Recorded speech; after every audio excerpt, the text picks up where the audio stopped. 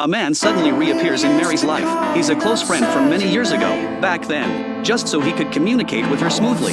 He even went out of his way to learn sign language. Later, when he saw Mary working as a sign language interpreter at a TV station, he did everything he could to find her. When they meet again, Mary is overjoyed. But this scene is noticed by the bodyguards arranged by her husband. They take photos and send them to John. They report that Mary seems to have a good relationship with the man, and that there doesn't appear to be any danger. In fact, they even say the two of them look like a perfect match. The moment John sees those photos, especially seeing his wife smiling so brightly, he completely loses control. He even smashes his phone on the spot, startling everyone in the conference room.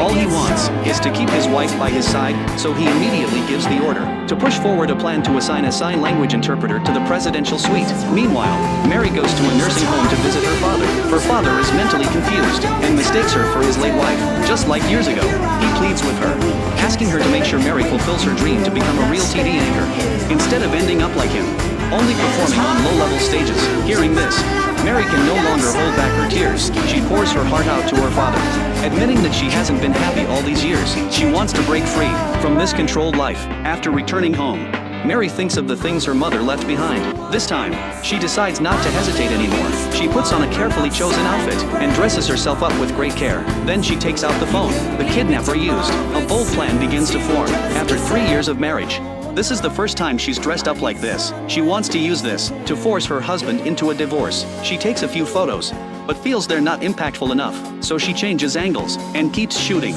She notices the red mole on her thigh and realizes it could serve as a distinctive mark. Then, using the kidnapper's phone, Mary calls her husband. 원상복귀야 아니면 25기야? 전 국민이 내 아내는 청운일보 첫째 홍인아로 알고 있다. Seeing that her husband is still being stubborn, Mary adds, "I've got something interesting in my hands." Then she uses the phone to send him a photo of her thigh, now lying on the bed.